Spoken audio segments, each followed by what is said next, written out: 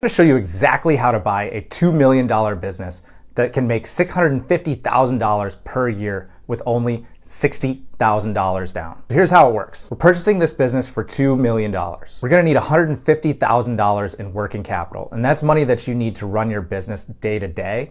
And this is going to be a part of the loan. So this is money that's going to be provided through the loan process to help you pay your employees initially, do first, last month's rent, all those types of things that you might need to pay as your course of ownership of this new business. We need to consider all the other costs. So we're gonna have about $5,000 in bank closing costs. We're gonna have about $23,000 in fees between legal and having a professionally written business plan. Then there's the big fee. It's around 3.5%. It's the SBA guarantee fee. That's a fee that the SBA charges for essentially their service of guaranteeing part of this loan. It can be kind of a complicated calculation. So if you're playing at home, you could just assume 4%. That's going to be higher than the actual number, but it's better to overestimate than underestimate.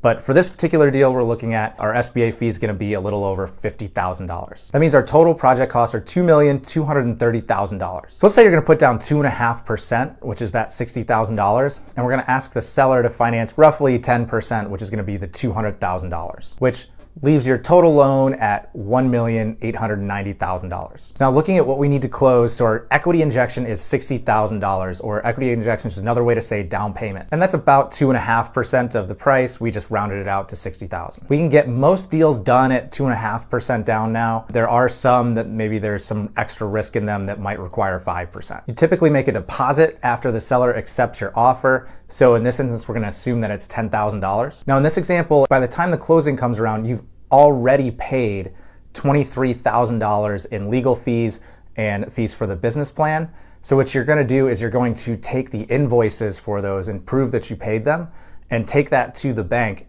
and they will use that as your down payment or as your equity injection. So then that leaves $27,000 that you need to bring to the closing table. So there you go. You put down $60,000, you got a $2 million business and $150,000 in working capital to help you run that business. So check out our search assistant if you want to find a business that you can buy using this method, or reach out if you want to buy a business together.